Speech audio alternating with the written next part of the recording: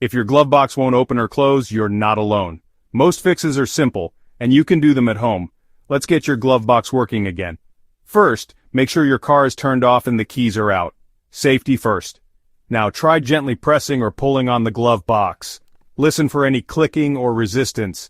Sometimes a simple jam can be fixed by pushing in and then pulling out. If it's still stuck, check for anything blocking it inside.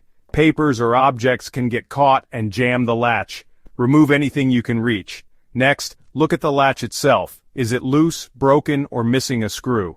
Tighten any loose screws with a screwdriver. If the latch is broken, you might need a replacement. Most auto parts stores have glove box latches for common cars.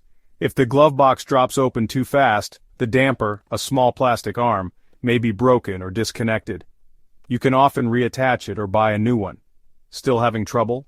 Some glove boxes need to be removed to fix the problem. Open any side pins or tabs and gently lower the glove box door. Be careful not to force anything. Once you've fixed the issue, test it a few times to make sure it opens and closes smoothly. And that's it. Your glove box is good as new. Thanks for watching. For more simple car fixes, don't forget to subscribe.